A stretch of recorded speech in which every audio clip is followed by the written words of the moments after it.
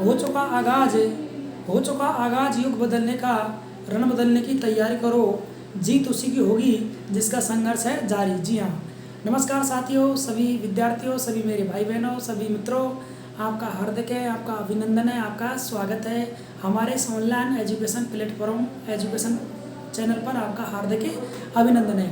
आज साथियों मित्रों, आज हम बहुत ही शानदार क्लास लेकर आए हैं और आज पढ़ने वाले हैं भारत का प्रधानमंत्री, भारतीय राजनीतिक व्यवस्था पढ़ेंगे, भारत की पॉलिटी पढ़ेंगे, पॉलिटिकल और पॉलिटी में आज पढ़ने वाले हैं प्रधानमंत्री।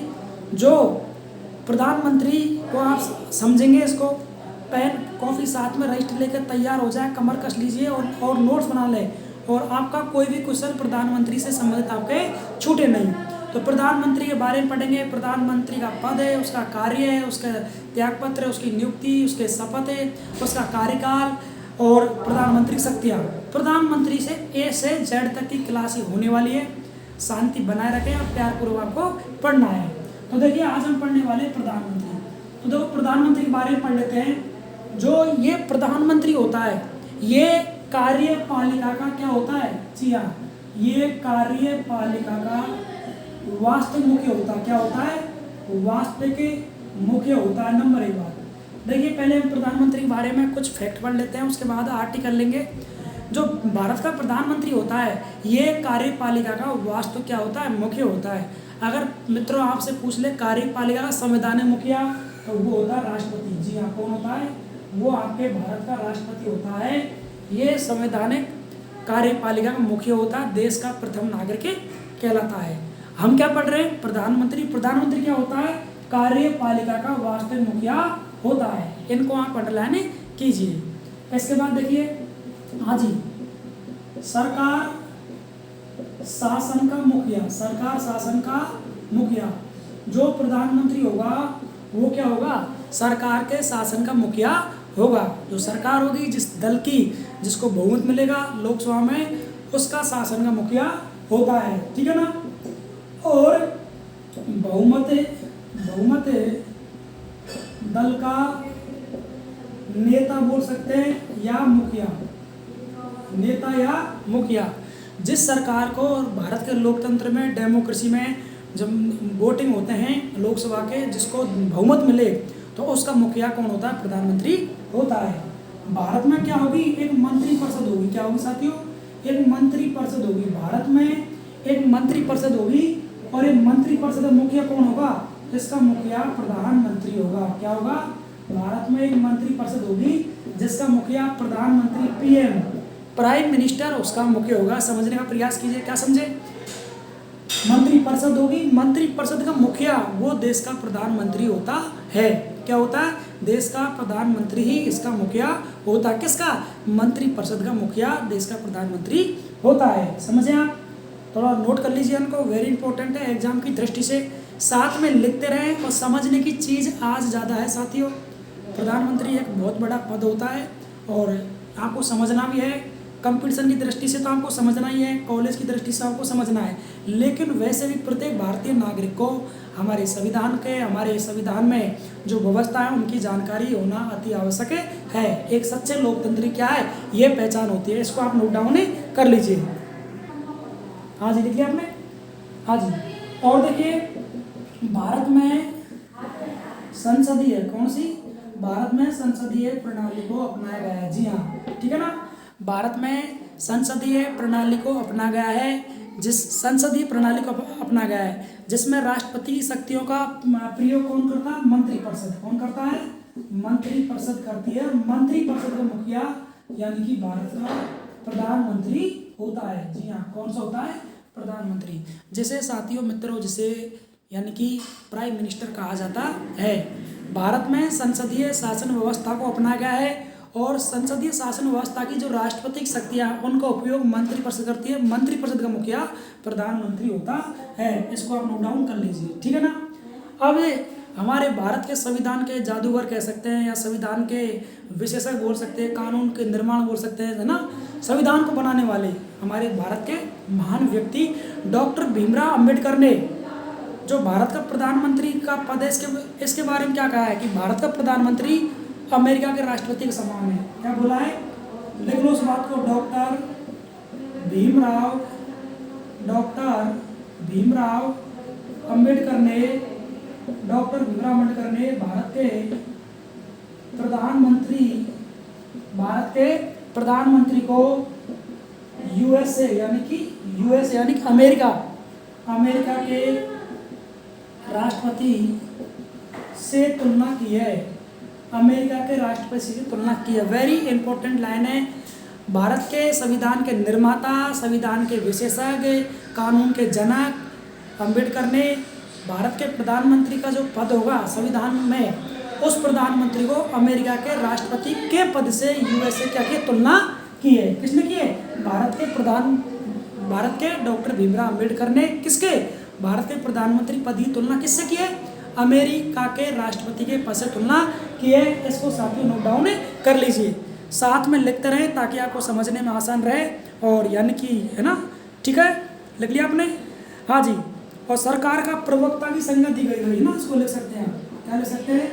सरकार के प्रवक्ता की संज्ञा दी गई है। जो प्रधानमंत्री होगा वो सरकार क्या होगा? प्रवक्ता होगा। क्या होगा? जैसे प्रवक्ता नहीं होते, प्रधानमंत्री अपनी सरकार का प्रवक्ता होता है, ठीक है ना, जवाब करना। तो यानी कि प्रधानमंत्री सरकार क्या होगा? प्रवक्ता होगा। इसको आप नोट डाउन कर लीजिए, इसका स्क्रीनशॉट ले लीजिए, ठीक है ना। आज बहुत शानदार क्लास है और आपके लिए लाए हम इसको ताकि आप इसको आसानी समझ सकें। प्रधानमंत्री पद है, एग्जाम हो जाता है, ठीक है ना। ये सीटेट के लिए भी, रीट के लिए, पटवार के लिए, एसआई के लिए, आपके फर्स्ट ग्रेड आरएस सभी प्रतियोगी परीक्षाओं के लिए ये बहुत ही अच्छा टॉपिक है और प्रत्येक भारतीय नागरिक को इसके बारे में जानकारी होनी चाहिए, ठीक है ना। हाँ जी, क्या लिखा आपने? तो प्रधानमंत्री के बारे में यहाँ तक समझ में आएगा तो आगे बढ़ते हैं। या तो इनको आप लिख लीजिए या इनका स्क्रीनशॉट ले लीजिए, ठीक है साथियों। हाँ, तो दोबारा देख लीजिए एक बार। प्रधानमंत्री कार्यपालिका का वास्तविक मुखिया होता है, जबकि संवैधानिक मुखिया कौन होता है? राष्ट्रपति। कौन होता है? संवैधानिक मुखिया भारत का राष्ट्रपति होता है। देश का प्रथम नागरिक भी भारत का राष्ट्रपति कहलाता है। और राज्य का प्रथम नागरिक कौन कहलाता है? इसको आप कमेंट्स बॉक्स में जरूर बताएंगे। अब सरकार का शासन मुखिया ये भी कौन होता है? प्रधानमंत्री होता है। बहुमत दल का नेता मुखिया कौन होता है? प्रधानमंत्री होता है केंद्र में, लोकसभा में। और मंत्रिपरिषद का मुखिया कौन होता है? वो भी आपके प्रधानमंत्री होता है। और भारतीय संसद प्रणाली जो मंत्रिपरिषद का मुखिया है वो भी आपके प्रधानमंत्री होता है। और डॉक्टर भीमराव अंबेडकर ने भारत के प्रधानमंत्री पद की तुलना अमेरिका के राष्ट्रपति पद से की है। अगर आपने साथियों लिख लिया तो इसको नोट डाउन कर लीजिए या स्क्रीनशॉट ले लीजिए ताकि हम क्लास को आगे कंटिन्यू करते हैं, ठीक है ना। अभी आगे बढ़ते हैं, बहुत अच्छी क्लास है आज हमारी। हाँ जी, अगर आपने लिख लिया तो आगे बढ़ते हैं। अब देखते हैं भारतीय संविधान का अनुच्छेद या जिसे बोलते हैं आर्टिकल, और आर्टिकल बात करते हैं 74 74वां अनुच्छेद क्या कहता है। अब देखिए, अब पढ़ते हैं संविधान के अनुच्छेद, और साथियों अनुच्छेद नंबर है कौन सा? 74वां। कौन सा अनुच्छेद है? 74वां, ठीक है ना। अनुच्छेद 74 क्या कहता है कि भारत में क्या होगा? एक प्रधानमंत्री होगा और मंत्रिपरिषद का मुखिया होगा। समस्त जो कार्यपालिका का संविधान मुखिया कौन होगा? भारत का प्रधानमंत्री होगा, ठीक है ना, ठीक है ना। हाँ जी, देखिए, राष्ट्रपति के समस्त कार्यों के लिए, राष्ट्रपति के समस्त कार्यों के लिए एक मंत्रिपरिषद होगी, जिसका अध्यक्ष या मुखिया प्रधानमंत्री होगा, ठीक है ना। जिसका अध्यक्ष या मुखिया प्रधानमंत्री होगा। ये संविधान का अनुच्छेद 74 इस बात का उल्लेख करता है। क्या करता है? भारत के समस्त कार्य, राष्ट्रपति के समस्त कार्यों के लिए एक मंत्रिपरिषद होगी, ठीक है ना। जो भारत में कुल लोकसभा के सदस्यों का 15% जो मंत्रिपरिषद संख्या निश्चित की गई है, जो मंत्रिपरिषद होगी उसका अध्यक्ष या उसका मुखिया हमारे देश का प्राइम मिनिस्टर होता है, ठीक है ना। समझ में आपको आता है? लिख लीजिए। देखिए साथियों, इसमें समझने की चीज़ ज़्यादा, फैक्ट ज़्यादा है, इसमें समझने की बातें ज़्यादा है। आप लिख लो, अच्छी बात है, लेकिन समझने का प्रयास करना कि इसमें से कई बार क्वेश्चन तर्क में, वितर्क में, कूट भाषा में यानी पूछा जाता डायरेक्ट, है ना।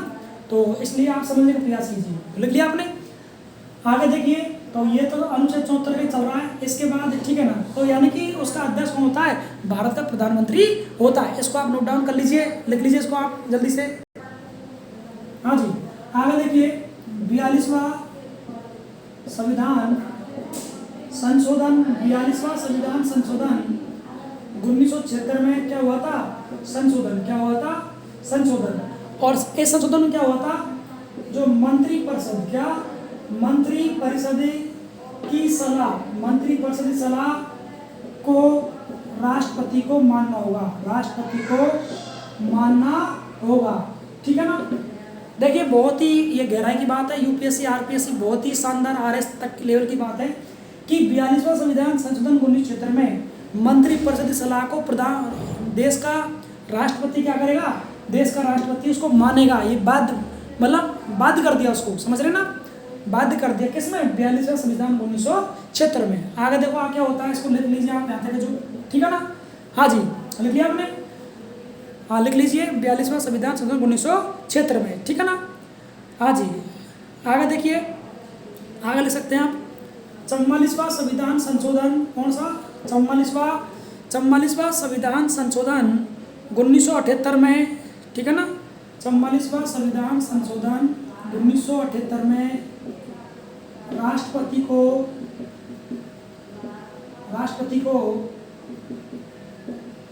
सलाह के लिए पुनर्विचार के लिए भेजा जा सकता है। तो वापस 44वां संविधान संशोधन 1978 हुआ था। इसमें इस बात का यानी कि बाउंडेशन किया गया था कि राष्ट्रपति मंत्रिपरिषद सलाह को नहीं मानेगा, जबकि 42वां संविधान संशोधन 1976 ये कहता है कि मंत्रिपरिषद की सभी बातों को भारत का प्रधानमंत्री, भारत का जो राष्ट्रपति होगा उसकी सलाह को मानना कंपलसरी कर दिया गया। लेकिन 44वां संविधान संशोधन 1978 में यहाँ राष्ट्रपति को छूट दे दी गई, माने तो माने, नहीं माने, और उस सलाह को पुनर्विचार के लिए वापस वो भेज सकता है। तो ये वेरी फैक्ट था इंपॉर्टेंट, इसको नोट डाउन कर लीजिए। हो सकता है कि कुछ विद्यार्थी पहली बार पढ़ रहे हैं, कुछ उन्होंने पहले पढ़ लिया, हो सकता है नई बात सीखने को मिल रही है। आप रिसर्च कीजिए, अध्ययन कीजिए, सुनिए, अच्छे से नोट्स बनाइए। अच्छा टॉपिक है, जीवन में काम आने वाला, प्रतियोगी परीक्षा में, और वैसे भी भारतीय होने के नागरिक हमको याद होना चाहिए। इससे बड़ी और कोई हमारे लिए कोई बात नहीं हो सकती। लिख लीजिए इसको, नोट डाउन कर लो ताकि हम आगे बढ़ते हैं। ठीक है ना? हाँ जी, लिख लिया आपने? हाँ जी, ठीक है ना? लिख लो आप। हाँ जी, हाँ, और देखिए जो राष्ट्रपति होगा, क्या होगा? राष्ट्रपति होगा, हाँ जी, पुनर्विचार के लिए, क्या? पुनर्विचार के लिए, यानी कि वापस भेजेगा। लेकिन वापस भी अगर राष्ट्रपति के पास अगर वो सलाह आती है तो मानने के लिए क्या होगा? वो बाध्य होगा। ठीक है ना? किसी विषय कोई सलाह सजेशन हो सकता है, देश के कानून निर्माण में कोई तथ्य फैक्ट हो सकता है, और यदि मंत्रिपरिषद राष्ट्रपति के पास भेजती है उसको, लेकिन राष्ट्रपति मना कर देता है, डेनी कर देता है, इनकार कर देता है, और राष्ट्रपति पुनः विचार के लिए या मंत्रिपरिषद के पास वापस भेज देता है उस विचार को, तथ्य को, नियम को, कानून को, तो अगर वापस मंत्रिपरिषद राष्ट्रपति के पास भेजता है उस सलाह को, तो राष्ट्रपति उसके लिए बाध्य करने के लिए तैयार होगा। ठीक है ना? तो ये वेरी इंपॉर्टेंट क्या था? फैक्ट था। ठीक है ना? लिख लिया आपने? हाँ जी, लिख लो आप जल्दी से ताकि आगे हम बढ़ सके। ठीक है ना? लिख लीजिए। हाँ जी, ठीक है ना? और जो भारत का न्यायालय होगा, क्या होगा? जो भारत का न्यायालय होगा, जो मंत्रिपरिषद की सलाह की न्यायिक समीक्षा नहीं करेगा, सलाह की न्यायिक समीक्षा नहीं करेगा। समझ साथियों? जो भारत की मंत्रिपरिषद होगी, जो लोकसभा होगी, बहुमत दल की सरकार होगी, उसका मुखिया प्रधानमंत्री होगा, जो 15% भारत का मंत्री दल होगा लोकसभा का, राज्यसभा से हो सकते हैं, तो वो 15% मंत्रिमंडल है जो राष्ट्रपति को सलाह विमर्श के लिए विचार भेजेगा, तो उसके लिए भारत का सर्वोच्च न्यायालय उसकी न्यायिक समीक्षा नहीं करेगा। ठीक है ना? ये वेरी इंपॉर्टेंट है, ये याद करने की चीज़ है, इसको नोट डाउन कर लीजिए ताकि हम आगे हम क्लास को कंटिन्यू करते हैं। कुछ हमारे साथियों के, विद्यार्थियों के, हमारे साथियों को एक कमेंट्स आ रहे थे कि साहब एक क्लास है जो राज्यपाल को लीजिए आप, मुख्यमंत्री को पढ़ाइए और पंचायती राज को लीजिए, उच्च न्यायालय को, राजकीय न्यायालय को। देखिए साथियों, सब्र रखें, धैर्य रखें। हम हमारे स्टूडियो से, हमारे ऑफिस से हम रोज़ क्लास एक रेगुलर लेते हैं, ठीक है ना। तो उसमें जैसे टाइम मिलेगा आपके राज्यपाल को भी लेंगे, हम मुख्यमंत्री को भी लेंगे, जरूर लेंगे, पंचायती राज को भी लेंगे, हम सर्वोच्च न्यायालय को लेंगे, राजकीय उच्च न्यायालय को भी लेंगे। हम पूरा प्रयास करेंगे। आप धैर्य और शांति से आप हमसे जुड़े हुए हैं, ये हमारे लिए काफ़ी है। तो आप पढ़ते रहें। हम उपराष्ट्रपति ले लिया, कभी प्रधानमंत्री हो जाएगा, धीरे धीरे हम सभी टॉपिक को लेते रहेंगे। लेकिन हमारा जिला दर्शन साथ में चल रहा है, वो होना ज़रूरी है, क्योंकि सभी साथी, सभी विद्यार्थियों के लिए क्या है, वो इम्पोर्टेंट है, उसमें विरोधाभास नहीं होता। राजस्थान के जितने प्रतियोगी परीक्षार्थी हैं उसके लिए जिला दर्शन कंपलसरी है, सबके लिए। तो पहले वो पूरा हो जाए, तब हम इस विषय को प्रॉपरली उठा लेंगे, ठीक है ना। हाँ जी, अगर आपने लिख लिया है, नोट डाउन कर लिया है, या आप स्क्रीनशॉट लेना चाहते हैं ले सकते हैं, ताकि हम क्लास को आगे कंटिन्यू करते हैं।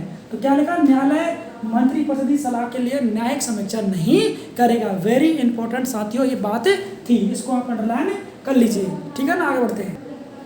हाँ जी, देख लिया आपने। अब देखिए अगला अनुच्छेद पढ़ते हैं हम। अगला अनुच्छेद है 75। जी हाँ, कौन सा अगला अनुच्छेद पढ़ते हैं हम? 75वां अनुच्छेद, ठीक है ना। एक मंत्रिपरिषद होगी और मंत्रिपरिषद की नियुक्ति राष्ट्रपति के द्वारा की जाएगी। अनुच्छेद क्या? अनुच्छेद 75। कौन सा? अनुच्छेद 75। देखिए साथ में लिखते रहें, लिखेंगे तो अधिक याद होगा। शिक्षा मनोविज्ञान कहती है लिखने से ज़्यादा याद होता है, ठीक है ना। आप 21 बार पढ़ लीजिए, एक बार लिख लीजिए, लिखने से कंटेस्ट पॉइंट और फैक्ट हमारे याद हो जाते हैं। तो आप कुछ टेबल बैठ जाएं और पेन कॉपी हाथ में लें, नोट्स बना लें, ताकि आपको अच्छे से याद हो जाए। तो कौन सा अनुच्छेद पढ़े? अनुच्छेद 75। अनुच्छेद 75, ठीक है ना। हाँ जी, तो प्रधानमंत्री की नियुक्ति क्या लिखेंगे आप इसमें? प्रधानमंत्री की नियुक्ति राष्ट्रपति के द्वारा की जाएगी, ठीक है ना। ये वेरी इंपॉर्टेंट क्वेश्चन है। ये सीटेट, यूपीटेट, एचटेट है ना, सिविल सर्विस परीक्षाओं में, आरएस में साथियों उन एग्जाम में क्वेश्चन आ चुका है कि प्रधानमंत्री का चुनाव नहीं होता है। प्रधानमंत्री खुद क्या होता है? या तो राज्यसभा का व्यक्ति हो, या वो लोकसभा का व्यक्ति मेंबर रहा हो, ठीक है ना, सदस्य रहा हो उसका। लेकिन इसका प्रधानमंत्री का अलग से कोई चुनाव नहीं होता है।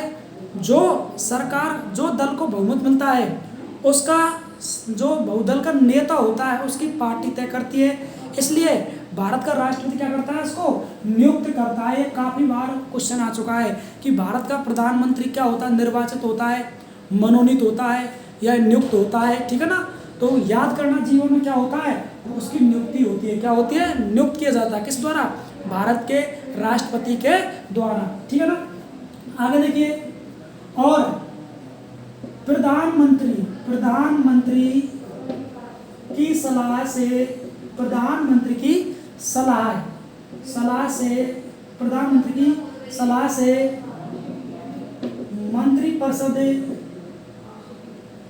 मंत्रिपरिषद की नियुक्ति व गठन राष्ट्रपति करता है। Very important. दो पहले चुनाव होंगे। चुनाव होने के बाद सरकार को किसी भी दल, भारत के राष्ट्रीय दल को क्या मिलेगा? बहुमत मिलेगा। बहुमत मिलने के बाद उस दल का जो सर्वोच्च नेता होगा, लीडरशिप होगा, है ना, पार्टी का जो बड़ा व्यक्ति होगा जिसको पार्टी तय करेगी प्रधानमंत्री पद के लिए, उस व्यक्ति का नाम आएगा सामने। तो पहले तो भारत का राष्ट्रपति बहुदल के नेता को प्रधानमंत्री के पद की क्या कराता है? नियुक्ति कराता है। जब प्रधानमंत्री नियुक्त हो गया तो भारत का जो राष्ट्रपति होगा, जी हाँ, भारत का राष्ट्रपति होगा, वो प्रधानमंत्री सलाह से, किससे साथियों? प्रधानमंत्री की सलाह से, जी हाँ, दोबारा सुन लीजिए, प्रधानमंत्री की सलाह से वह मंत्री परिषद की नियुक्ति और गठन कार्य करेगा। अकेला राष्ट्रपति नहीं करेगा। राष्ट्रपति प्रधानमंत्री की मध्यस्थता करता है, उसकी पूछताछ से सूची तैयार करते हैं, लिस्ट बनाते हैं। तो और मंत्री परिषद में कौन कौन व्यक्तियों को सम्मिलित किया जाएगा, इसके लिए प्रधानमंत्री महत्वपूर्ण होता है।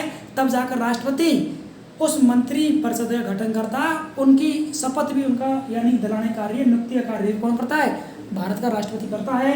वेरी इंपॉर्टेंट लाइन है, इसको आप लिख लीजिए, ये समझने की बात है, ये टू द यानी कि फैक्ट है, ठीक है ना। हाँ जी, लिख लिया आपने? हाँ जी। तो इसमें मुख्य बात क्या थी? तो ये प्रधानमंत्री की सलाह से मंत्रिपरिषद की नियुक्ति या गठन कौन करेगा? भारत का राष्ट्रपति करेगा। क्वेश्चन आ गया एग्जाम में कि किसकी सलाह से भारत का राष्ट्रपति मंत्रिपरिषद गठन करता है? प्रधानमंत्री की सलाह से। मंत्रिपरिषद की नियुक्ति गठन कौन करता है? राष्ट्रपति करता है, लेकिन किसकी सलाह से? प्रधानमंत्री की सलाह से। ये लाइन वेरी इंपॉर्टेंट थी एग्जाम की दृष्टि से, इसको आप नोट डाउन कर लीजिए, ठीक है ना। हाँ जी, आगे बढ़ते हैं हम। हाँ जी साथियों, लिख लिया? हाँ, हमारा अनुच्छेद 75 चल रहा है। अब देखिए तीसरी बात क्या है इसमें अनुच्छेद 75 में या प्रधानमंत्री के विषय में। हाँ जी, पहले समझ लीजिए, अगर मान लो किसी दल को स्पष्ट बहुमत नहीं मिलता है तो भारत का राष्ट्रपति अपने विवेक से सबसे बड़े नेता, बहुदल के नेता या सबसे बड़े नेता को राष्ट्रपति प्रधानमंत्री के पद पर उसकी नियुक्ति कर देगा, लेकिन उसको 6 महीने के अंदर बहुमत सिद्ध करना होगा। क्या समझे? हाँ जी, ना। यदि किसी दल को बहुमत नहीं मिलने पर यदि किसी दल को बहुमत नहीं मिलने पर राष्ट्रपति अपने विवेक से किसी बड़े दल के नेता को प्रधानमंत्री नियुक्त कर सकता है, लेकिन 6 माह में उसे बहुमत सिद्ध करना होगा। क्या समझे साथियों? समझ गए होंगे आप, मेरी बात आपको समझ में आ गई? बिल्कुल, बहुत ही शानदार बात है। देखिए, समझने की चीज़ ज़्यादा है, बिल्कुल फैक्ट बात है। क्या बात है? यदि हमारे भारत में लोकसभा के चुनाव में वर्तमान सत्र लोकसभा चल रही है, भारत में लोकसभा के चुनाव में किसी भी दल को यदि बहुमत नहीं मिले, क्या नहीं मिले? बहुमत नहीं मिले, ऐसी कंडीशन, ऐसी स्थिति पर भारत का प्रेसिडेंट, राष्ट्रपति अपने विवेक के अनुसार किसी बड़े दल के नेता को प्रधानमंत्री पद पर नियुक्त कर सकता है, लेकिन 6 महीने के अंदर उस नेता को, उस दल को बहुमत साबित करना होता है। यदि बहुमत साबित कर दिया तो प्रधानमंत्री पद और उसकी सरकार बनी रहेगी, और यदि बहुमत सिद्ध नहीं किया तो वह उसका पद और उसकी सरकार चली जाएगी, ठीक है ना। तो ये वेरी इंपॉर्टेंट फैक्ट था, इसको नोट डाउन कर लीजिए। समझने की चीज़ ज़्यादा है, बहुत ही अच्छा रोमांच टॉपिक है साथियों, इसको नोट डाउन कर लीजिए ताकि हम आगे बढ़ते हैं, ठीक है ना। हाँ जी, और देखिए, हाँ जी, प्रधानमंत्री की नियुक्ति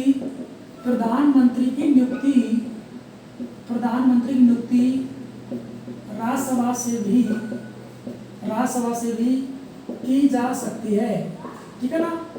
ऐसा हो सका है, यानी कि भारत की प्रथम प्रधानमंत्री इंदिरा गांधी, डॉक्टर मनमोहन सिंह, ऐसे हमारे सामने एग्जाम्पल हैं। यानी कि लोकसभा में बहुमत तो दल को मिल गया, लेकिन प्रधानमंत्री का उम्मीदवार या प्रधानमंत्री की नियुक्ति राज्यसभा से भी की जा सकती है, ऐसा संविधान में प्रावधान है। जरूर नहीं है कि व्यक्ति लोकसभा का ही मेंबर हो, सदस्य हो। यदि सरकार को बहुमत, जिस दल को, जिस पार्टी को लोकसभा में बहुमत मिला हुआ है, लेकिन उसका दल का मुखिया नेता राज्यसभा में है, तो वहाँ से भी उसको प्रधानमंत्री पद पर नियुक्त किया जा सकता है। ऐसे हमारे भारतीय संविधान हो चुका है। एग्जाम्पल के तौर पर देश की प्रथम महिला प्रधानमंत्री माननीय स्वर्गीय इंदिरा गांधी जी, और हमारे भारत के इकोनॉमिक्स व्यक्ति PhD होल्डर कौन है? डॉक्टर मनमोहन सिंह, जो राज्यसभा में रहते हुए देश के प्रधानमंत्री पद पर नियुक्त हो चुके हैं। ऐसे भी साक्ष्य है। ये लाइन वेरी इंपॉर्टेंट है एग्जाम की दृष्टि से। लोकसभा का जरूर नहीं है, प्रधानमंत्री राज्यसभा से भी नियुक्त किया जा सकता है। इसको आप नोट डाउन कर लीजिए, वेरी इंपॉर्टेंट लाइन है, ठीक है ना। लिख सकते हैं आप ऐसे कौन कौन व्यक्ति हैं जैसे अभी नाम लिया इंदिरा गांधी, कौन? इंदिरा गांधी, लिख लो इंदिरा गांधी है जो ऐसे पद पर हो चुकी है, ठीक है ना। और H D Deve Gowda, H D Deve Gowda, H D Deve Gowda और इंद्र कुमार गुजराल, कौन? इंद्र कुमार गुजराल और डॉक्टर मनमोहन सिंह, दिख रहा है ना आपको स्क्रीन पर, डॉक्टर मनमोहन सिंह, डॉक्टर मनमोहन सिंह। भारत में 4 ऐसे व्यक्ति हैं अब तक का इतिहास में जो लोकसभा से निर्वाचित न होकर वो राज्यसभा के यानी सदस्य थे और सरकार केंद्र में उनकी पार्टी बनी थी, लेकिन प्रधानमंत्री की नियुक्ति उनकी राज्यसभा के द्वारा राष्ट्रपति ने उनकी की थी। क्या समझे आप? यानी कि कोई व्यक्ति यदि किसी दल को लोकसभा में बहुमत मिल जाए तो उसकी नियुक्ति राज्यसभा से भी की जा सकती है, ऐसा यानी कि संविधान में या प्रधानमंत्री के परिप्रेक्ष्य में उल्लेख किया गया है संविधान के अनुच्छेद 75 में, ठीक है ना। तो राज्यसभा से नियुक्त हो सकते हैं। अब तक भारत में 4 व्यक्तियों को ऐसा किया जा सका है, जिनमें किनका नाम प्रमुख आता है? इंदिरा गांधी जी का, एच डी देवगौड़ा का, इंद्र कुमार गुजराल का, डॉक्टर मनमोहन सिंह का। 4 ऐसे व्यक्ति हैं जो राज्यसभा से देश के प्रधानमंत्री बने और इनकी नियुक्ति राष्ट्रपति ने की है। बहुदल के नेता को राष्ट्रपति नियुक्ति करता है। तो साथियों लिख लीजिए, अच्छे रहें, घर पे रहें, कुशल रहें, मंगल रहें। मैं परमात्मा से दुआ करता हूँ मेरे प्रिय साथी, मेरे प्रिय स्टूडेंट, सभी मेरे भाई बहन अच्छे रहें। परमात्मा से दुआ करता हूँ उनका परिवार कुशल मंगल रहें। और हमने जो कोरोना काल में ये मुहिम चलाई है ऑनलाइन एजुकेशन, हमारे प्लेटफॉर्म से, हमारे स्टूडियो से, कि हमारे साथियों को लाभ मिले, कुछ ज्ञान मिले, उनको रेगुलर क्लास चल रही, बिल्कुल सिर्फ आपके लिए कर रहे हैं, ठीक है ना। हाँ जी, तो आप तो इतना कर दीजिए कि अगर आप क्लास, हाँ कुछ विद्यार्थियों के कमेंट्स आ रहे थे, कुछ विद्यार्थी कहते हैं साहब आपकी जो क्लास होती है हमको इसका मैसेज नहीं आता है। देखिए साथियों, जिन्होंने ये जो हमारी ऑनलाइन क्लासेज है मेघना मीना ऑफिशियल, जिन्होंने रेड कलर का जो सब्सक्राइब ये अगर ओपन कर रखा है, उसके बाद एक बेल आइकन होता है घंटी आकार में, उसको आप क्लिक करेंगे, उसमें आएगा नोटिफिकेशन, तो आपको ऑल पे करना है, समझ गए ना। राइट हैंड की तरफ एक घंटी बेल का आइकन आएगा, सब्सक्राइब करेंगे आप लेफ्ट हैंड की तरफ, जब उसमें आपको एक क्या आएगा बाल आइकन आएगा, उसको आप क्लिक करेंगे तो उसमें ऑल नोटिफिकेशन करना है। जिन साथियों ने, जिन विद्यार्थियों ने ऑल नोटिफिकेशन कर रखा है, उनको जैसे क्लास यहाँ से हमारी लॉन्च होती है, अपलोड होती है या हम लाइव होती है, उनके पास नोटिफिकेशन आ जाता है। और जिन साथियों ने केवल सब्सक्राइब कर रखा है और बेल आइकन को क्लिक करके ऑल नोटिफिकेशन नहीं कर रखा, उनको यानी कि नोटिफिकेशन नहीं जाता उनके पास है। तो ये आप इसको एक बार पुनः देख लेना, ठीक है, ताकि सही टाइम पर आपके पास नोटिफिकेशन चला जाए, अपने यूट्यूब पर मैसेज चला जाए क्लास का, ताकि आप समय पर उसको देख सकें। हाँ जी, तो इसको आप नोट डाउन कर लीजिए, हम आगे बढ़ते हैं। लिख लीजिए, अभी क्लास बहुत अच्छी है, आज की क्लास आपके लिए, ठीक है ना। हाँ जी, लिख लिया आपने? हाँ जी, लिख लीजिए। एक नई बात और है इसी अनुच्छेद में, मैं ऊपर लिख देता हूँ, नीचे आप अगर लिखा नहीं लिख लेना। हाँ जी, एक बात तो लिखिए, अनुच्छेद 75 में क्या है, देखिए 91वां संविधान संशोधन, कौन सा? 91वां संविधान संशोधन में मंत्री परिषद की सीमा को निश्चित कर दिया। किसका? जो मंत्री परिषद है इसका सीमांकन कर दिया, सीमांकन बोल दिया या परिसीमन कर दिया, परिसीमन बोल सकते हैं, सीमांकन कर दिया, या एक सीमा निश्चित कर दी कि कुल सदस्य संख्या का, लोकसभा में कुल सदस्य संख्या का 15% ही भारत में क्या होगी? मंत्री परिषद होगी। क्या होगी? मंत्री परिषद होगी। और ये 2026 तक क्या रहेगी? यथावत रहेगी। वेरी इंपॉर्टेंट लाइन है, काफी बार एग्जाम में ये लाइन आपसे पूछी गई है। क्या पूछी गई है? दोबारा देख लीजिए। 91वां संविधान संशोधन, 91वां संविधान संशोधन, 91वां संविधान संशोधन साथियों ये हुआ है सन 2003 में हुआ है। कब हुआ है? 91वां संविधान संशोधन सन 2003 में हुआ है, जिसमें मंत्री परिषद की सीमा या परिसीमन या सीमा को निश्चित पैमाने पर कर दिया कि जो भारत की कुल लोकसभा होगी उसका 15% ही भारत में मंत्रिमंडल का विस्तार होगा, और ये मंत्रिमंडल का विस्तार सन 2026 तक यथावत रहेगा। इसको आप नोट डाउन कर लीजिए, ये वेरी इंपॉर्टेंट लाइन थी एग्जाम की दृष्टि से, ठीक है ना। किसमें? 91 संविधान संशोधन में, ठीक है ना। और यानी कि इससे अधिक संख्या नहीं हो सकती। 15% ही रहेगी। किसकी रहेगी? ये लोकसभा की रहेगी। किसकी? लोकसभा की। इससे अधिक मंत्री परिषद का गठन या विस्तार नहीं किया जा सकता। और ये सिस्टम हमारे भारत में, भारत के संविधान में, लोकतंत्र में, डेमोक्रेसी में 2026 तक रहने वाला है, ठीक है ना। हाँ जी, समझ पा रहे हैं आप? और मैं तो, मेरे विचार ये हैं, आपके विचार हो सकते हैं। मैं तो हमारे जो केंद्र सरकार या केंद्र सरकार राज्य सरकार से, जैसे अपने देश में अपन संस्कृत पढ़ते, तृतीय भाषा कंपलसरी हिंदी पढ़ते, कंपलसरी इंग्लिश पढ़ते हैं, तो मेरा मानना है हमारी भारत सरकार को प्रत्येक राज्य में ये संविधान है, इसको कंपलसरी कर देना चाहिए। उसके लिए लिमिट कर दो, जैसे मान लीजिए कक्षा 8 से कर दीजिए, कक्षा 9 से कर दो और स्नातक तक।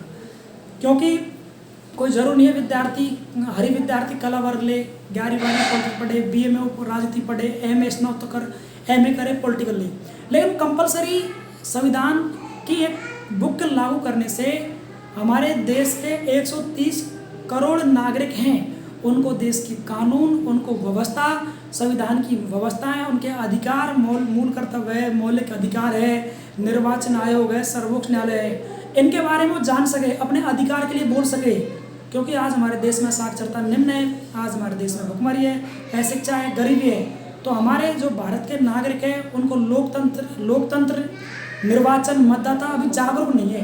तो इसका बड़ा रीज़न है कि ये मेरी सलाह है भारत सरकार से, आपकी सलाह हो सकती है। तो ये मांग रखनी चाहिए, प्रत्येक कॉलेज, स्कूल, सभी जगह, प्रत्येक कक्षा में कंपलसरी सब्जेक्ट के रूप में संविधान को लागू करना चाहिए, जिससे प्रत्येक भारतीय नागरिक को उनको अधिकार, उनके जानकारी उनको मिल सके, एक सच्चा नागरिक कहला सके, अधिकारों को जान सके, लोकतंत्र अपनी भागीदारी सुनिश्चित कर सके, ठीक है ना। हाँ जी, अब देखिए साथियों, तो आपने अनुच्छेद कौन सा पढ़ लिया? 75 पढ़ लिया। अब देखिए अब पढ़ने वाले कार्यकाल, अब पढ़ेंगे बस हम कार्यकाल पढ़ने वाले हैं। कमर कस लीजिए तैयार। आज हम भंडारा करने वाले हैं प्रधानमंत्री पद का। इसको हम बहुत ही शानदार पढ़ रहे हैं, बिल्कुल ही मज़े से, मस्ती में, नई ऊर्जा, नई उमंग, नए जोश, नई तकनीक के साथ, सिर्फ आपके लिए कि हमारे साथी, हमारे सभी स्टूडेंट, हमारे सभी भाई बहन इस क्लास को देख सकें, समझ सकें। इस क्लास को देखने के बाद और क्लास देखने की ज़रूरत नहीं पड़ी, सभी बिंदुओं को इसमें लिया जा रहा है। अब देखिए प्रधानमंत्री का कार्यकाल, क्या पढ़ेंगे? प्रधानमंत्री का कार्यकाल वेरी इंपॉर्टेंट है। हम पढ़ रहे हैं प्रधानमंत्री, जिसे बोलते हैं प्राइम मिनिस्टर, और प्रधानमंत्री का कार्यकाल, ठीक है ना, आप सब जानते हैं, ठीक है ना। हाँ जी, देख लिया आपने। हाँ देखिए, प्रधानमंत्री का जो कार्यकाल होता है, वैसे सब जानते हैं, सामान्य कितना होता है? 5 वर्ष का होता है। कितने वर्ष का होता है? 5 वर्ष का होता है। देखिए आप सब जानते हैं कार्यकाल के रूप में हमारी विधानसभा का कार्यकाल 5 वर्ष का, लोकसभा का कार्यकाल 5 वर्ष का होता है, ठीक है ना। पंचायत राज में भी अधिकतर संस्थाओं का कार्यकाल 5 वर्ष का होता है। सामान्यतः इसका कार्यकाल 5 वर्ष का होता है, लेकिन जो मंत्री परिषद होगी, क्या होगी? मंत्री परिषद का कार्यकाल अनिश्चित होता है। कार्यकाल क्या होता है? अनिश्चित होता है। हालांकि मंत्रिमंडल में जो व्यक्ति होंगे राष्ट्रपति के द्वारा नियुक्त होंगे, शपथ दिलाई जाएगी उनको, तो जिस शपथ दिलाने से और 5 साल तक वो रहेंगे, लेकिन वो प्रधानमंत्री और राष्ट्रपति के पर्याप्त प्रसन्न तक ही रह सकते हैं, ठीक है ना। कभी भी उनको बीच में पद से पृथक किया जा सकता है। ये प्रधानमंत्री और राष्ट्रपति के पास क्या है? शक्ति है। तो प्रधानमंत्री का कार्यकाल सामान्यतः 5 वर्ष का होता है, ठीक है ना। और लोकसभा में बहुमत पारित होता है। मंत्री परिषद कार्यकाल क्या होता है? अनिश्चित होता है। क्या होता है? अनिश्चित होता है, ठीक है ना। जो लोकसभा में क्या होता है? बहुमत प्राप्त होता है। क्या होता है? बहुमत प्राप्त होता है, ठीक है ना। जिस सरकार को, जिस दल को बहुमत प्राप्त होता है, उसमें क्या होती है? मंत्री परिषद, या बोल सकते हैं मंत्रिमंडल। इसका कार्यकाल अनिश्चित होता है, जबकि प्रधानमंत्री का कार्यकाल 5 वर्ष का सामान्यतः होता है। प्रधानमंत्री बहुमत के द्वारा ही 5 साल तक पद पर बना रह सकता है। उसके पास पूर्ण बहुमत नहीं है, तो यानी कि अविश्वास प्रस्ताव के द्वारा भी उसको पहले ही प्रधानमंत्री पद को और उसकी सरकार को गिराया जा सकता है। ठीक है ना, तो उसके लिए बहुमत चाहिए, 5 साल कार्यकाल निश्चित किया गया है। ठीक है ना, हाँ जी। और यदि प्रधानमंत्री ने अगर इस्तीफा दे दिया तो समस्त मंत्रिमंडल सरकार बर्खास्त मान ली जाती है एक प्रधानमंत्री के इस्तीफा देने से। तो क्या होगा, ये कौन था अगला बिंदु, कार्यकाल। क्या हो गया, ये कार्यकाल आपका होगा, इसको नोट डाउन कर लीजिए। अब देखिए व्यक्तिगत उत्तराधिकारी, अगला पॉइंट है व्यक्तिगत। देखो ये कार्यकाल हो गया, पॉइंट नंबर इसको 5 बोल सकते हैं, ये पॉइंट नंबर 6। अगला लिखिए, इसको बोलेंगे व्यक्तिगत उत्तरदायित्व। व्यक्तिगत उत्तरदायित्व, क्या लिखा आपने, व्यक्तिगत उत्तरदायित्व। ठीक है ना, व्यक्तिगत उत्तरदायित्व। ठीक है ना, हाँ जी, लिख लिया आपने। अब देखिए क्या है इसमें, राष्ट्रपति के प्रसाद पर्यंत के द्वारा मंत्रिपरिषद पद पर बनी रहती है, पद पर बनी रहती है। ये क्या है साथियों, ये व्यक्तिगत उत्तराधित्य, व्यक्तिगत ये उत्तरदायित्व। व्यक्तिगत उत्तरदायित्व क्या है, जो हमारे राष्ट्रपति हैं इनके प्रसाद पर्यंत के द्वारा ही हमारे जो मंत्रिपरिषद है ये टिकी होती है। ब्लेसिंग चाहिए किसका, राष्ट्रपति का, उसका प्रसाद पर्यंत तक की मंत्रिपरिषद है जो टिकी रहती है, अंततः वो पृथक हो जाती है। तो राष्ट्रपति का क्या है, यानी कि उनको उनका वो चाहिए, प्रसाद पर्यंत तक उनका बना रहना जरूरी है। ठीक है ना, हाँ भाई लिख लिया। अब देख लिया अगला पॉइंट है शपथ। क्या है, शपथ। ठीक है ना, तो शपथ में क्या लिख सकते हैं यहाँ पे, सामूहिक उत्तरदायित्व। क्या लिखेंगे आप इसमें, सामूहिक उत्तरदायित्व। ठीक है ना, सामूहिक उत्तरदायित्व। देखिए पहले तो सबसे पहले जो बहुमत दल का नेता होगा जैसे प्रधानमंत्री, उसको शपथ और उसकी नियुक्ति है वो आपके किसके, नियुक्ति उसकी राष्ट्रपति के द्वारा की जाएगी। राष्ट्रपति प्रधानमंत्री की सलाह से मंत्रिमंडल का विस्तार करता है, मंत्रिमंडल का गठन करता है और मंत्रिमंडल को शपथ और उसकी नियुक्ति करता है। तो जो मंत्रिमंडल होगा, ये मंत्रिमंडल आपके 15% होगा लोकसभा में बहुमत प्राप्त दल है सरकार का, तो उसकी नियुक्ति भारत के राष्ट्रपति के द्वारा संविधान की पद की शपथ दिलाई जाएगी। तो सामूहिक क्या बोल सकते हैं उसको, उत्तरदायित्व हम कह सकते हैं। इसको आप नोट डाउन कर लीजिए। कार्यकाल हो गया, व्यक्तिगत उत्तरदायित्व हो गया और शपथ इंग्लिश में आउथ बोलते हैं, ये शपथ आपके हो गई। इसको कर लीजिए आप नोट डाउन ताकि हम आगे बढ़ते हैं। ठीक है ना, शपथ हो गई, आप हाँ लिख लीजिए ताकि आगे बढ़ते हैं हम। बहुत ही शानदार क्लास है, सभी प्रतियोगी परीक्षाओं के काम आने वाली क्लास है, रामबाण साबित होने वाली है।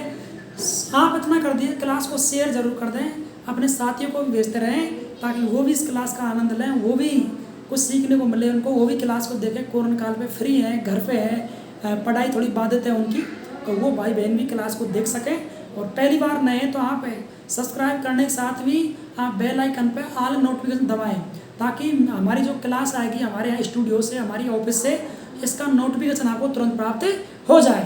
वो आपकी इच्छा कभी देखें। ठीक है ना, हाँ जी। अब देखिए साथी है, अब आगे बढ़ते हैं।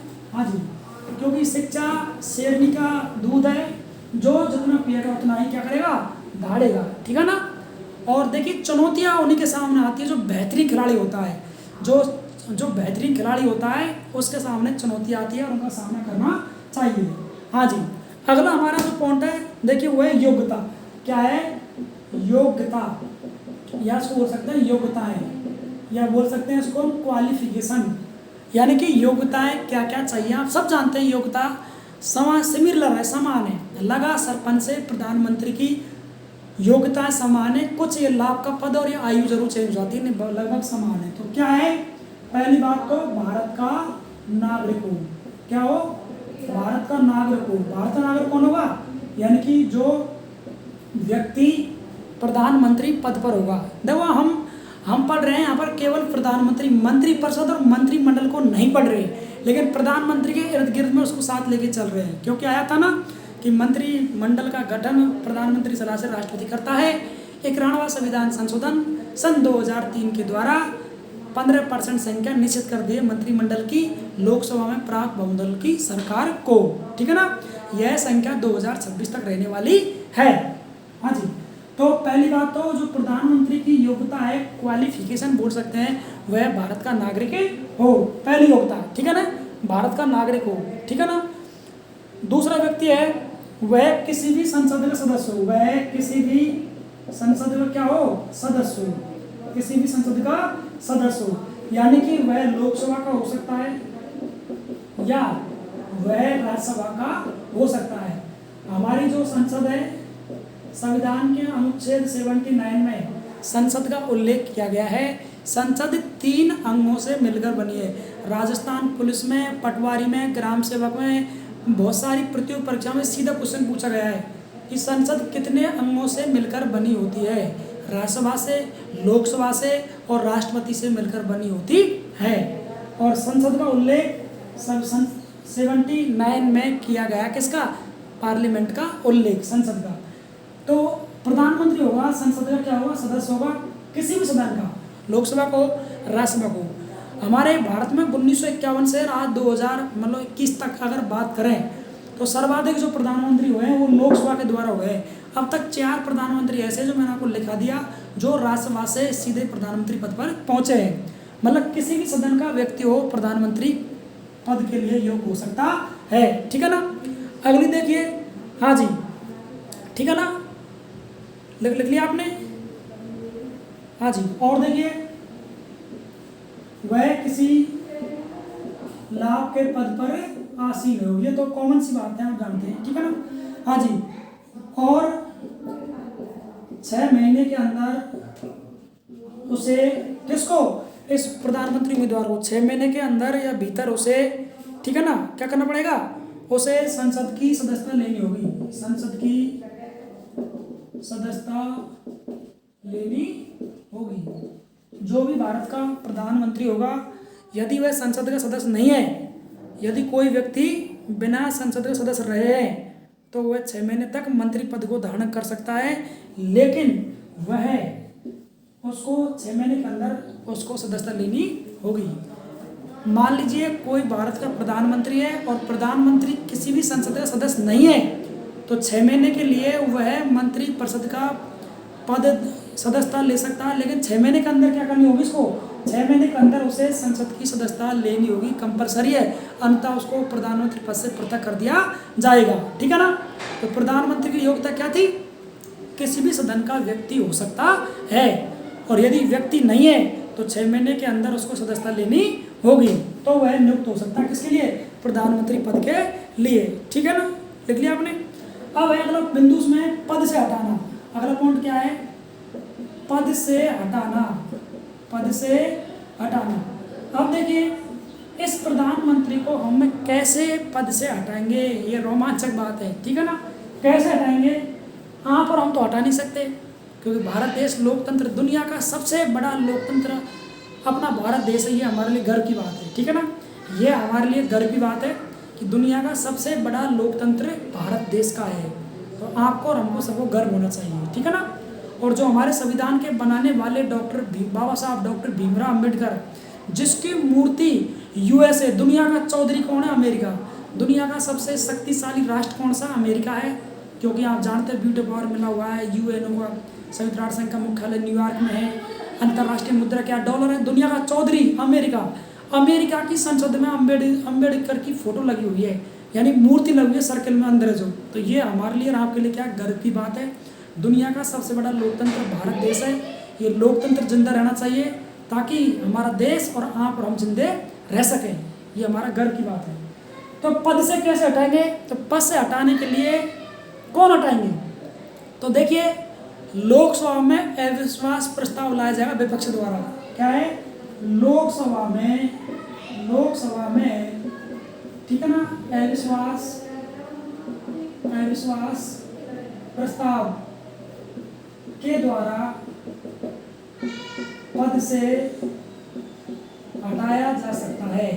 कौन लाएगा, विपक्ष, कौन लाएगा, विपक्ष, सीधी बात, विपक्ष कौन होता है? जिसको बहुमत नहीं मिला हो।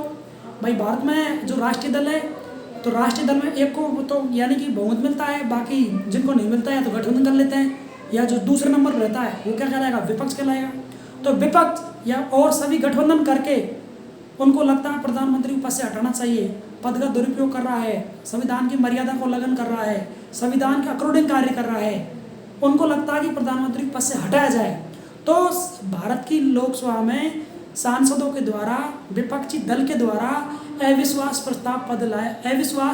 प्रस्ताव लाया जाता है, और यदि वह अविश्वास प्रस्ताव पास हो गया तो प्रधानमंत्री, पूरी मंत्रिपरिषद और सरकार बर्खास्त हो जाती है। और यदि अविश्वास प्रस्ताव बहुमत द्वारा पारित नहीं हुआ तो प्रधानमंत्री का पद, प्रधानमंत्री का मंत्रिमंडल और प्रधानमंत्री की सरकार दल वो यथावत रहेगा, वो चेंज नहीं होगा। इसको लिख लीजिए, पद से हटाने की प्रक्रिया। समझ गए ना? हाँ जी, ठीक है ना, लिख लिया। और इसमें एक नियम और है, 50 सदस्यों की सहमति जरूरी है। 50 सदस्यों क्या जरूरी है? सहमति जरूरी है, ठीक है ना। आपको बताएं हमारी जो लोकसभा है उसमें कितने मेंबर? 543 मेंबरों का चुनाव होता है, और 2 क्या होते हैं? ये एंग्लो इंडियन से निर्वाचित होता है, ठीक है ना। तो इनमें से 50 सदस्यों की सहमति होना कंपलसरी है कि हम प्रधानमंत्री के खिलाफ क्या ला रहे हैं? अविश्वास प्रस्ताव ला रहे हैं। तो 50 सदस्यों की सहमति कंपलसरी है, उसके बाद प्रस्ताव आएगा और फिर वह प्रस्ताव बहुमत के द्वारा पारित होना चाहिए। देखिए साथियों, इस क्लास ये लंबी हो सकती है, बड़ी हो सकती है, लेकिन प्रधानमंत्री की क्लास है, संविधान की क्लास है, पॉलिटी की क्लास है। आरएस के लिए काम आएगी, यूपीएससी के काम आएगी, सीटेट के लिए काम आएगी, रीट के लिए, पटवार के लिए, ग्राम सेवक, एसआई के लिए काम आएगी, कॉलेज के लिए काम आएगी, कंपटीशन के लिए काम आएगी। तो आप पैसेंस रखें, आप धैर्य रखें, क्लास को अंत तक देखें, कुछ सीखने को मिलेगा। समझने की बात ज़्यादा है इसमें। लिखें, आप नोट्स बनाएं, लेकिन आप लिखते रहें, ठीक है ना। हाँ जी, 2 गज दूरी और मास्क है जरूरी। हम ऑनलाइन क्लासेज में कोई बात नहीं है, हमें हमारे स्टूडियो और चैनल और आप लोग हमारे सामने वैसे फीलिंग करते हैं, ठीक है ना। हाँ जी, तो पद से हटाना क्या हुआ? पद से हटाना आप लिख लीजिए ताकि हम आगे बढ़ते हैं, ठीक है ना। लिख लिया आपने? हाँ जी, लिख लो आप। अब है सामूहिक उत्तरदायित्व। आगे एक पॉइंट रहेगा इसमें, सामूहिक उत्तरदायित्व। अगर आपने लिख लिया तो हम आगे बढ़ते हैं।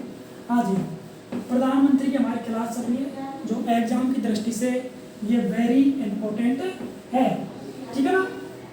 हाँ जी, तो क्या लिखा आपने? हाँ जी, अगला पॉइंट है जो भी है सामूहिक उत्तरदायित्व। क्या लिखा आपने? सामूहिक उत्तरदायित्व, ठीक है ना। व्यक्तिगत तो राष्ट्रपति है, सामूहिक उत्तरदायित्व, ठीक है ना। हाँ जी, लिख लिया आपने? हाँ जी, देखिए इस सिलेबस में लोकसभा के प्रति, लिखो आप साथ में ही, लोकसभा के प्रति अर्थात मंत्रिपरिषद के निर्णय, अर्थात मंत्री परिषद के निर्णय सामूहिक होते हैं। क्या होते हैं? व्यक्तिगत उत्तरदायित्व में तो केवल राष्ट्रपति आ रहा है, उसमें राष्ट्रपति के प्रसाद पर्यंतक मंत्रिमंडल के सदस्य बने रह सकते हैं।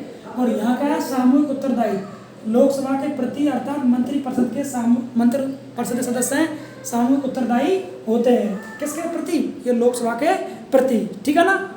लिख लिया आपने? हाँ जी, लिख लिया आपने? और देखिए, यदि मंत्रिपरिषद के विरुद्ध अविश्वास प्रस्ताव लाया जाता है, क्या समझे आप? यदि मंत्रिपरिषद के विरुद्ध अविश्वास प्रस्ताव लाया जाता है, जो 15% मंत्रिपरिषद होती है ना, 91 संविधान संशोधन 2003 में जो 15% मंत्रिपरिषद होती है, तो क्या बात है? यदि मंत्रिपरिषद के विरुद्ध अविश्वास प्रस्ताव लाया जाता है तो क्या होगा?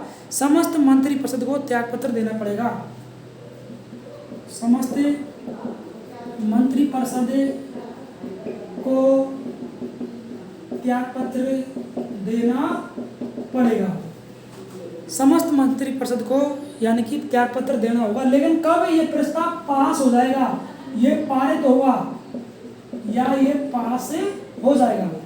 यदि साथियों मंत्रिपरिषद के खिलाफ अविश्वास प्रस्ताव लाया जाता है और वो लोकसभा में पारित हो जाता है, कहाँ? लोकसभा में वह पारित हो जाता है, तो पारित हो गया या पास हो गया तो समस्त मंत्रिमंडल को त्यागपत्र इस्तीफा देना होता है। ठीक है ना? तो यानी कि समस्त मंत्रिपरिषद को त्यागपत्र देना होगा। अब ये क्यों लाया जाएगा? मान लीजिए कोई मंत्री है, जैसे मान लो स्वतंत्र प्रभार है, उस पर कैबिनेट मंत्री है, मान लीजिए रेल मंत्री है, रक्षा मंत्री है, कृषि मंत्री है ना? कोई देश का मंत्री है भारत में लोकसभा के अंदर बहुमत दल की सरकार में, और वह मंत्री तानाशाही करे, संविधान का उल्लंघन करे, मर्यादाओं का उल्लंघन करे, पद का दुरुपयोग करे, ठीक है ना? या लोकसभा के खिलाफ वादा खिलाफी करे, जनता के खिलाफ चले जाए, तो लोकसभा में जो विपक्षी दल है वो उसको लगता है कि सरकार मर्यादा भंग कर दी, सरकार लोकतांत्रिक प्रक्रिया से बाहर है, सरकार ने संविधान का उल्लंघन किया है ना? वो संविधान की धज्जियां उड़ा दी। तो ऐसी कंडीशन में मंत्रिपरिषद के खिलाफ अविश्वास प्रस्ताव लाया जाता है, और यदि अविश्वास प्रस्ताव पारित हो जाता है तो समस्त जो मंत्रिपरिषद है उसको त्यागपत्र देना होता है और सभी बर्खास्त हो जाती है। तो साथियों इस क्लास में केवल हमने प्रधानमंत्री पद, उसका कार्यकाल, उसकी नियुक्ति, उसकी योग्यताएं, पद की भूमिका, पद का निर्वहन, प्रधानमंत्री से मंत्रिपरिषद का कनेक्शन, प्रधानमंत्री का और राष्ट्रपति के बीच में संवाद, आदान प्रदान, तो आज हमने इसमें चर्चा की है। अब रह रहा है तुम्हारे प्रधानमंत्री की शक्तियाँ। तो प्रधानमंत्री की शक्तियों के लिए अलग से क्लास लेकर आएंगे, क्योंकि प्रधानमंत्री शक्तियाँ बहुत सारी हैं, तो उसके लिए हमारे एक क्लास चाहिए, घंटे की क्लास कम से कम। तो इस क्लास में केवल प्रधानमंत्री पद का हमने उल्लेख किया है। अब पढ़ते हैं अब तक के प्रधानमंत्री। तो अब तक के प्रधानमंत्री को आप अपने पास बुक होगी, किताब होगी, उसमें एक तरफ प्रधानमंत्रियों के नाम, उनका कार्यकाल आप देख लेना। मैं कुछ कुछ बिंदु यहाँ पर ले देता हूँ जानकारी के लिए एग्जाम की दृष्टि से। देखिए हाँ जी, कुछ कुछ बिंदु ले रहा हूँ ताकि एग्जाम की दृष्टि से आपको याद कर लें। बाकी आप प्रधानमंत्री के लिए आप समय सारणी देखेंगे। आप किताब होगी, गूगल सर्च कर लेना, PDF में देख लेना, या मैं आपको लिंक भेज दूंगा, ठीक है ना? प्रधानमंत्री जो अब तक के प्रधानमंत्री हुए हैं उनकी सारणी को आप देख लेना, ठीक है ना? अगली क्लास में मैं आपको प्रधानमंत्री शक्तियाँ लेकर आऊँगा। अब थोड़ा देख लेते हैं और हम देखिए। तो पहली बात तो ये है क्वेश्चन नंबर 1, ठीक है ना? क्वेश्चन नंबर 1 सबसे देखिए प्रधानमंत्री पद पर कौन रहे? कुछ बात है जो रिपीट कर देता हूँ मैं। तो वो रहे कौन? जवाहरलाल नेहरू। कौन रहे? जवाहरलाल नेहरू जी रहे हैं, ठीक है ना? यानी कि ये लगा सकते हैं 1947 से रहे थे आज़ाद भारत में, संविधान निर्माण के समय से ही। बाकी हमारा लोकतंत्र की मान 1954 से 1964 तक। हालांकि 47 से ही ये प्रधानमंत्री पद पे थे, मान सकते हैं, लेकिन जब से प्रथम लोकसभा के आम चुनाव हुए तब से अगर मानते हैं कब फरवरी मार्च है ना 51-52, तो 51 से अगर 64 तक सबसे लंबा अगर कार्यकाल रहा है भारत में तो वो रहा आपके जवाहरलाल नेहरू का।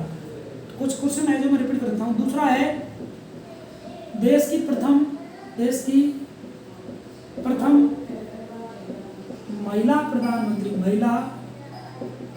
प्रधानमंत्री, तो वो यहाँ पे श्रीमती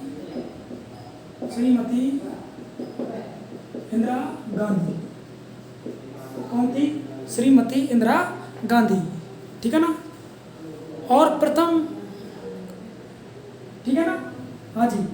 और ऐसे प्रधानमंत्री जो सबसे कम अपने पद पर रहे तो वो है आपके अटल बिहारी वाजपेयी। कौन थे? अटल बिहारी